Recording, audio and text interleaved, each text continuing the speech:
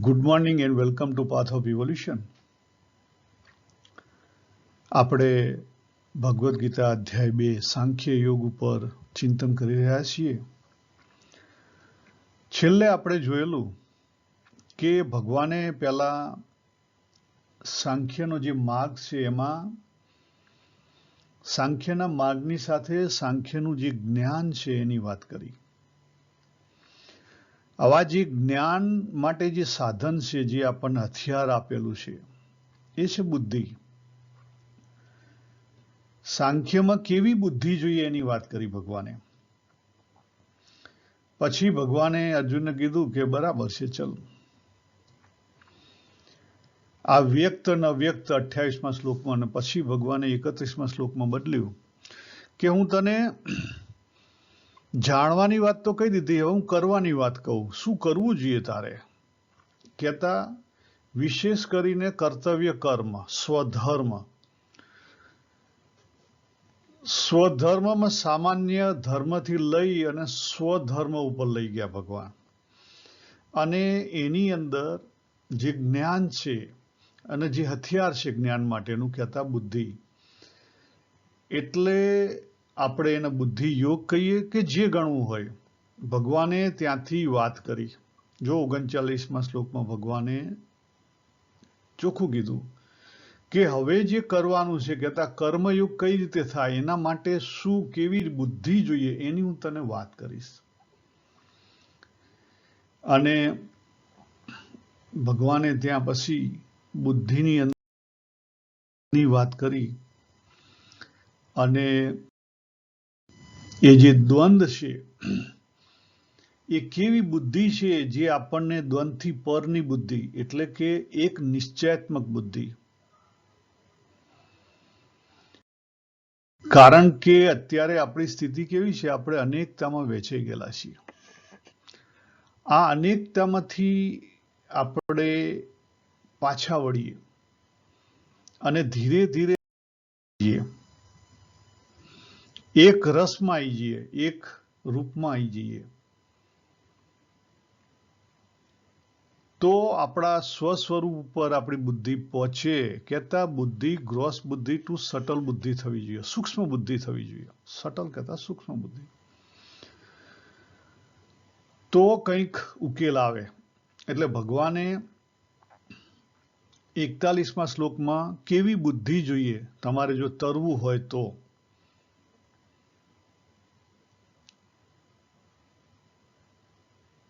સમબુદ્ધિ થવી જોઈએ. પણ સમબુદ્ધિ થાય કેવી રીતે? જ્યારે બુદ્ધિ સૂક્ષ્મ બને ત્યારે. પણ બુદ્ધિ સૂક્ષ્મ બનવાથી ફાયદો શું? કારણ કે સૂક્ષ્મ બુદ્ધિ થાય તો જે સૂક્ષ્મ વિષય છે, આજે પ્રકૃતિથી પરનો જે વિષય છે એને પકડી શકે. પ્રકૃતિથી પરનો વિષય કયો? પોતાનું સ્વરૂપ, સ્વસ્વરૂપ.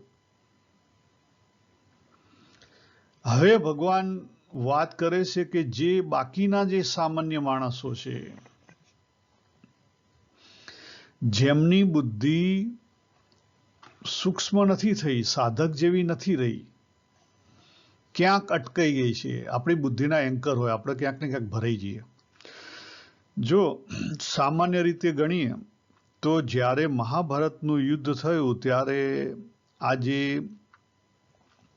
આપણી જિજ્ઞાસા છે, બુદ્ધિની અંદર જિજ્ઞાસા નામનું તત્વ રહેલું છે. નાનપણથી જ બાળક જન્મે ત્યારથી એને જિજ્ઞાસા હોય, નવું નવું જાણવાની. અને એ જિજ્ઞાસા કેટલી હદે ડીપર જાય છે એના ઉપર તમારી બુદ્ધિ એટલી ડીપર જઈ શકે. ખાલી બુકો વાંચવાથી કે બુકો મેમરાઇઝ કરવાથી બુદ્ધિ સૂક્ષ્મ ના બને. એ સ્થૂળ બુદ્ધિ છે. સામાન્ય રીતે જોવામાં આવે મનોવિજ્ઞાન મુજબ તો 5 થી 5 વર્ષ પછી આપણી બુદ્ધિનું ડેવલપમેન્ટ ચાલુ થાય, કોન્શિયસ માઇન્ડનું. અને લગભગ 13-14 વર્ષે અટકી જાય. પછી થોડું ઘણું ચેન્જ થાય, વિશેષ નહીં ચેન્જ થાય. દાખલા તરીકે હું અત્યારે હાલ 58 યર્સનો છું. મારું જે બુદ્ધિની સૂક્ષ્મતાનું જો ટેસ્ટિંગ કરવામાં આવે તો 13-14 વર્ષ જ નીકળે, વધારે ના નીકળે મારી એજ. પણ એ પછી શું ડેવલપ થાય? તો એ પછી મેમરી ડેવલપ થાય, સંગ્રહ ડેવલપ થાય. શું થાય? સંગ્રહ ડેવલપ. કે ભાઈ યર 12માં હું હતો ત્યારે મને ઘણી બધી બુકો મોઢે હતી. એ પછી કે ભાઈ તમે બહાર નીકળ્યા તો ઘણી બધી વસ્તુ આપણને મોઢે રહેવા માંડી. અત્યારે હાલ બી હું કામ કરું તો મને છેલ્લા 10 વર્ષના પ્રોજેક્ટોની બાબતો આમ આંખે જોતા એ રીતે મોઢે હોય. 2007 to 12 મને વચનામૃત બધા મોઢે હતા. પછી અમુક સમયે મને ભગવદ્ ગીતાના ઘણા બધા શ્લોકો મોઢે હતા. એટલે એ જે મેમરી પાવર છે એને અને સૂક્ષ્મ બુદ્ધિને કંઈ લેવા દેવા નથી. મેમરી પાવર એ એડિશનલ ગ્રોસ બુદ્ધિ છે. એટલે કોઈ સારી કથા કહી શકતા હોય ને સારા બધા એક્ઝામ્પલ આપી શકતા હોય તો એ એમણે મેમરી પાવર વધારેલો છે. એને લઈ અને એમની બુદ્ધિ સૂક્ષ્મ છે એવું કહી શકાય નહીં. એટલે આ એક વિષય જોયો આપણે, સૂક્ષ્મ બુદ્ધિ અને સ્થૂળ બુદ્ધિનો. હવે બીજો વિષય શીડીએ કયો? તો જનરલી જ્યારે મહાભારતનું યુદ્ધ થયું ત્યાં જે પ્રકારના માણસો હતા એને જો એ જે જિજ્ઞાસા છે, જિજ્ઞાસાની ઇન્ટેન્સિટીના બેઝ ઉપર જો ભાગ પાડવામાં આવે તો 4 ભાગ પડી શકે. તમે બુદ્ધિની રીતે એના ભાગ પાડો 4 ભાગ તોય પડી શકે. અને તમે કોઈ પણ સત્સંગમાં જતા હો, ઇસ્કોનના સત્સંગમાં જતા હો, સ્વામીના સત્સંગમાં જતા હો, બ્રહ્માકુમારીના સત્સંગમાં જતા હો, શ્રી રવિશંકરના સત્સંગમાં જતા હોય, સદગુરુના સત્સંગમાં જતા હોય, ગમે ત્યાં જતા હોય, એમાં પણ 4 પ્રકારના મોટા ભાગના માણસો આવે. જે કોઈ સાધકો છે, જે હરિભક્ત અથવા સાધુ છે, એ બધાના 4 ભાગ કરી શકાય. સિવાય કે કોઈ જ્ઞાની હોય તો એના આપણે એમાં નથી લેતા. માત્ર બાકીના માણસોને લઈએ તો 4 ભાગ થઈ શકે. આપણે અગાઉ 7 ભાગ કરેલા, એ 4 ભાગની ડિટેલિંગમાં 7 ભાગ કરેલા. અને એના પહેલા માઇન્ડસેટની વાત કરેલી 3 પ્રકારના, કે કોકને કામનાનું માઇન્ડસેટ હોય, કોઈની અંદર ભાવનું માઇન્ડસેટ હોય અને કોઈની અંદર સાંખ્યનું માઇન્ડસેટ હોય. એ 3માંથી 4 થઈ શકે અને 4માંથી 7 થઈ શકે.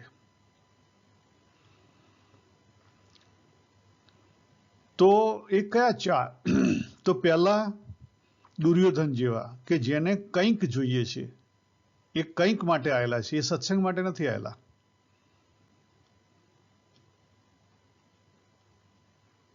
એટલે જે લોકો મેનેજમેન્ટમાં હોય, ફાઇલો લઈને ફરતા હોય, એ બધા ટાઈપના. બીજા નંબરના ભીમ, સહદેવ, નકુલ, બાકીના જે સૈનિકો, નિર્દોષ માણસો. એ લોકોને કે ભાઈ આજ યુદ્ધ છે, ચલો જવાનું છે તો ચલો હેડ્યા કે એવા સામાન્ય હરિભક્તો હોય.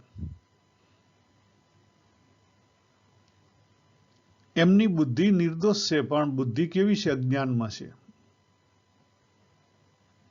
નિર્દોષતા અજ્ઞાનને લઈને છે, બાળક જેવી. એટલે બીજા ટાઈપના મોટા ભાગના હરિભક્તો એ ટાઈપના છે. એટલે 5% મેનેજમેન્ટ વાળા છે, 5-10%. બાકીના લગભગ 40 થી 50% આવા માનસ હશે. 50 ને વધારે હશે, કદાચ 60% આવા હશે. એટલે 5 થી 10% મેનેજમેન્ટ વાળા, 60 થી 70% આ બીજા નંબર વાળા નિર્દોષ માણસો. પછી લગભગ 20% જેવા, 20 થી 30% જેવા પકડાઈ ગયેલા, બાઉન્ડ્રીમાં પકડાઈ ગયેલા, પ્યોર ફોલોવર. શું કહેવાય? Pure follower. કોના જેવા? ધર્મરાજ યુધિષ્ઠિર છે, ગુરુ દ્રોણ છે, ભીષ્મ પિતામહ છે, એમના જેવા. જો ભીષ્મ પિતામહની વાત આવી કે ભાઈ તમે શા માટે દુર્યોધનના પક્ષે લડો છો, એ તો ખોટું કરી રહ્યો છે. તો એમણે શું જવાબ આપ્યો? કે ભાઈ હું ધર્મથી બંધાયેલો છું. કયો ધર્મ? વ્યવહારિક ધર્મ. એ જ રીતે ધર્મરાજ યુધિષ્ઠિરનું પણ એ વ્યવહારિક ધર્મથી બંધાયેલા હતા. એટલે જે ફોલોવર્સ હોય એ વ્યવહારિક ધર્મમાં બંધાઈ ગયેલો હોય, એ કદી બહાર ના નીકળી ગયા. પણ એ ધર્મ માટે, એ રિલિજિયસ માટે, એ સંસ્થા માટે એ પાયાના પથ્થરો હોય. એ પાયાના પથ્થર છે. ત્યારે સંસ્થા એમની ઉપર ઉભેલી હોય અને પછી 1-2% એવા હોય કે જે અર્જુનજી જેવા હોય, જેને જિજ્ઞાસા કન્ટિન્યુ ચાલુ જ હોય, અટકી ના હોય, જેની જિજ્ઞાસા અટકી નથી, કારણ કે એને માત્ર આ બહારના ફેરફારમાં રસ નથી, એના ડીપરમાં રસ છે. એની જિજ્ઞાસા અટકી નથી, એને પૂરતી તૃપ્તિ મળી નથી, એને હજી પ્રશ્ન ઉઠે છે. અને એવા જે હોય એ પછી જે તત્વ છે એને પામી શકે, કારણ કે તત્વ જિજ્ઞાસા જાગ્યા વગર તત્વને પમાય નહીં. અને તત્વની જિજ્ઞાસા જાગવી એનું નામ શું છે? સૂક્ષ્મ બુદ્ધિ. સૂક્ષ્મ બુદ્ધિ એ તત્વને ઓળખી શકે, સ્થૂળ બુદ્ધિ ના ઓળખી શકે. સ્થૂળ તો સ્થૂળને જ ઓળખે. એટલા માટે જ આપણે ત્યાં પહેલા સાકારની પૂજા છે. સાકારની શરૂઆત કેમ કરી? કે આપણે બધા સાકારથી આવેલા છીએ. આપણે દેહ દ્વારા વર્તી એટલે સાકાર. એટલા માટે સાકાર પૂજા બહુ જ અગત્યની છે. સાકાર ભક્તિ પહેલી અગત્યની છે. સાકાર સમજાય પછી સગુણ સાકાર સમજાય પછી સગુણ નિરાકાર આવે, અને પછી નિર્ગુણ નિરાકાર આવે. હવે જો તમે ભગવાનની વાત કરો નિર્ગુણ નિરાકાર સ્વરૂપની, તો નિર્ગુણ એટલે પાછો એમાં પ્રોબ્લેમ થશે. શબ્દ ઓલવેજ અધૂરા છે. નિર્ગુણ એટલે ગુણ નહીં, ના એવું નથી. ક્વોલિટી દરેકની હોય. ભગવાન છે, જો આત્મા ને પરમાત્માની, ભગવાને આગળ ભાઈ આત્માની બધી વાત કરી કે આત્મા કેવો છે, પરમાત્મા કેવા છે, બરાબર, એના ગુણ છે તો એની વાત તો કરી. તો પછી આત્મા પરમાત્મા નિર્ગુણ કેવી રીતે કહી શકાય? એ નિર્ગુણ એટલા માટે કહી શકાય કે બંધાતા નથી. ગુણ એટલે બાંધવું. 3 ગુણ શું કરે છે? બંધન ઊભું કરે છે. અને આત્મા ને પરમાત્મા એ બંધનથી મુક્ત છે. એટલે જ્યારે શબ્દ નિર્ગુણ વપરાય ત્યારે યાદ રાખો કે આત્મા ને પરમાત્મા માટે હોય તો એ બંધનના સંદર્ભમાં છે, એ ક્વોલિટીના સંદર્ભમાં નથી.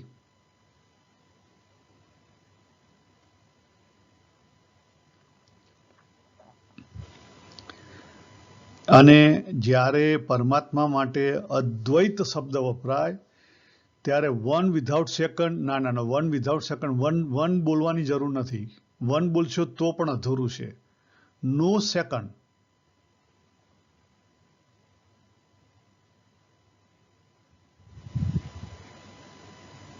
અદ્વૈત એટલે બીજું નહીં. હવે જે ભગવાને સાધકની બુદ્ધિની વાત કરી, હવે બાકીનો જે વર્ક છે, જે આપણે પહેલું જોયું ને કે મેનેજમેન્ટ વાળા હોય અને જે સ્થૂળ બુદ્ધિના હોય, જેને આ લોકમાંથી કંઈક મેળવવું છે, એટલે પહેલું, બીજું ને ત્રીજું 3 પ્રકારના જે આપણે જોયા, સાધુ હોય કે હરિભક્ત હોય, એ લોકો શની અંદર રમી રહ્યા છે. તો એની વાત ભગવાને 42 ને 43માં શ્લોકમાં કરી. એ કામનાઓ થી યુક્ત છે. જો એમની બુદ્ધિ શ્રેષ્ઠ, સારું કયું? સારા ખરાબમાં ફસાયેલા છે. આ સારું છે તો મારું છે, આ આશ્ચર્ય વાળું છે તો મારું છે, મારે મેળવવું છે. વેદ વાક્યોમાં જે સારા વેદ વાક્યો છે, પ્રશંસક, એમાં ફસાયેલા છે, ભોગમાં ફસાયેલા છે. ભગવાન એમને શું કહે છે? અવિવેકી કહે છે ભગવાન અહીંયા એમને. અને એ લોકો એવી જ ભાષા સમજે છે.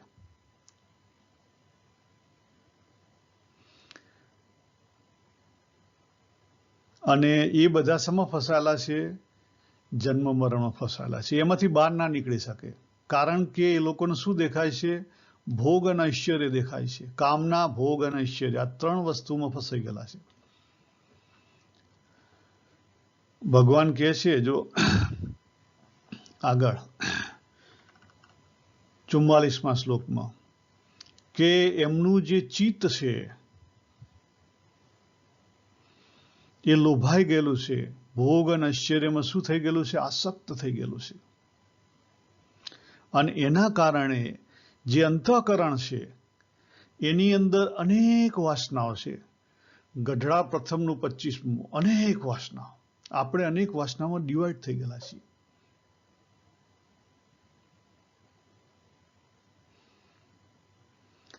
અને અનેકતામાં ડિવાઈડ થઈ ગયેલા હોઈએ એટલે શું થાય? એ બુદ્ધિ છે એ સૂક્ષ્મ બુદ્ધિ થઈ શકે નહીં.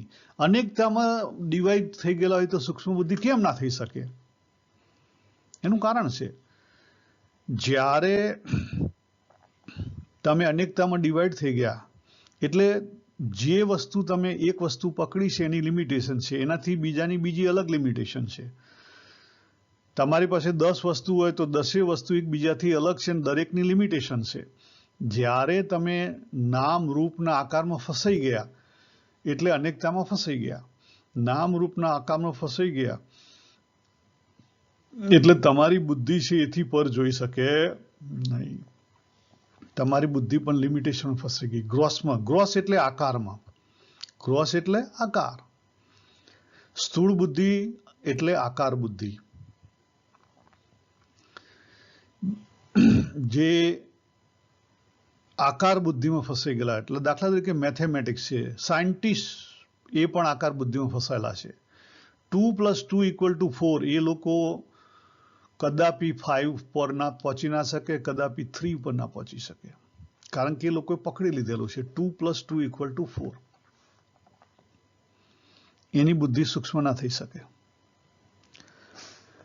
હવે ભગવાન બહુ સરસ વાત કરે છે 45મા શ્લોકમાં. ભગવાન કહે છે કે જે વેદની વાતો છે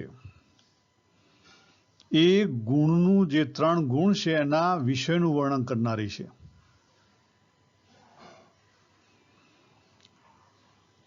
અને જો 3 ગુણથી રહિત થઈ જાય તું, તો જે દ્વંદ્વો છે, દ્વંદથી તું રહિત થઈ શકે. અને તો તું નિત્ય સત્વ તત્વની અંદર જે સ્થિર તત્વ છે એની અંદર તું સ્થિર થઈ શકે. અને એના માટે તારે શું કરવાનું છે? અર્જુનને ભગવાન સલાહ આપે છે કે તારે એના માટે યોગ અને ક્ષેમની પણ વાસના ઊભી નથી કરવાની. માત્ર આત્મવાન થઈ જા. આત્મવાન થઈ જા મીન્સ તારે જો કોઈનો ભરોસો રાખવો હોય તો એ જે તત્વ છે આત્મા પરમાત્મા એને પરાયણ થઈ જાય, એને સરેન્ડર થઈ જા, ત્યાં પહોંચી જા. આત્મા અવિચળ છે, નિત્ય શુદ્ધ છે. એની ઉપર જો બુદ્ધિ પહોંચી જાય તો એ કેવી થઈ જાય?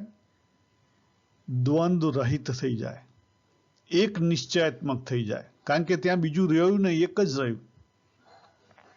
28મો શ્લોક ફરી યાદ કરો. બાબુ બદલાણો પણ બાબુનો અનુભવ નથી બદલાણો. હું છું એ અનુભવ નથી બદલાણો. 3 માઇન્ડથી પરનો જે અનુભવ છે એ નથી બદલાણો. એની ઉપર જો એ સ્થિર થઈ જાય તો દ્વંદ્વોથી પર થઈ શકે, ને તો સટલ બની શકે, ને તો અંદર ઉતરી શકે.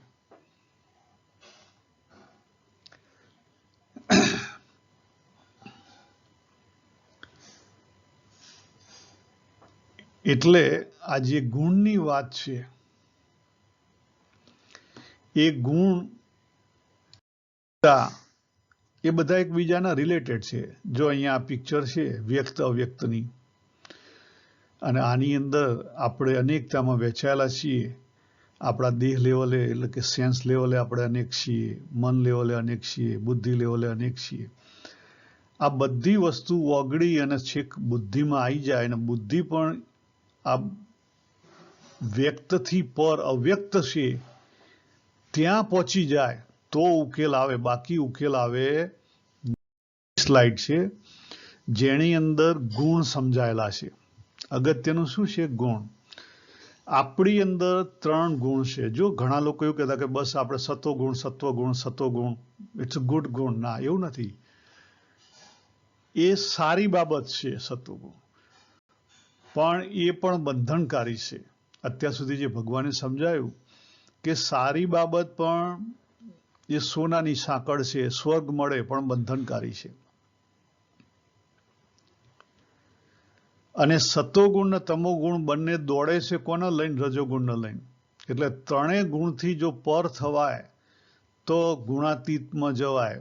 પણ એનો અર્થ એવો નથી કે તમારા શરીરમાં 3 ગુણ નહીં આવે, આવશે. શરીરની સ્થિતિ છે અને બહારની સ્થિતિ છે એને લઈને 3 ગુણ તમારી અંદર ફરતા હશે, પણ તમારી બુદ્ધિ એટલી સૂક્ષ્મ બનેલી હશે કે ગુણથી પર જે પરિસ્થિતિ છે એને ઓળખી શકશે અને એ પ્રમાણે વર્તી શકશે. એ લેવાશે નહીં. એટલે કોઈ પણ ગુણાતીત સાધુ હોય અથવા કોઈ પણ ગુણાતીત સંત મહાત્મા હોય, જ્ઞાની પુરુષ હોય, એને સાંજે તમો ગુણ ના આવે તો ઊંઘ ના આવે. આળસ, નિદ્રા અને પ્રમાદ. એને નિદ્રા હોય, આળસ અને પ્રમાદ ના હોય. ખ્યાલ આવે? અને સત્વ ગુણમાં જે કહેવાય કે જ્ઞાન અને સુખ બે બંધનકારી છે, એને જ્ઞાન અને સુખ બંનેનો અનુભવ હોય પણ એ બંધનમાં ના હોય. રજોગુણમાં કરવું છે, એની અંદરની રુચિ છે, એ કરે છે પણ કરવામાં બંધાતો નથી. ખ્યાલ આવે? અને એ ગુણાતીત થઈ શકે, બીજા થઈ શકે નહીં. પણ ગુણાતીત થવામાં પાયો કયો છે? હથિયાર કયું છે? બુદ્ધિ. આ સમજવાનું છે. આપણા મોટા ભાગના સત્સંગોમાં આને સહેજ પણ ફોકસ આપવામાં આવતું નથી. ત્યાં આપણી મોટી ભૂલ થાય છે. કોઈ તમને શીખવશે નહીં કે સ્થૂળ બુદ્ધિ છે એમાંથી સૂક્ષ્મ બુદ્ધિ કેવી રીતે કરવી. બધા તમને એમ જ શીખવશે કે તમારી આ શાસ્ત્ર છે એને મેમોરાઇઝ કરી દો એટલે તમારી બુદ્ધિ સારી થઈ કહેવાય. ના, એ તો ગ્રોસ બુદ્ધિનો સંગ્રહ થયો કહેવાય, એ સારી થઈ કહેવાય નહીં. તો આની ઉપર વિચાર કરજો, આની ઉપર ચિંતન કરજો. આપણે અહીંયા પૂરું કરીએ. સર્વેને જય શ્રી કૃષ્ણ. હરિઓમ તત્સત. હરિઓમ તત્સત.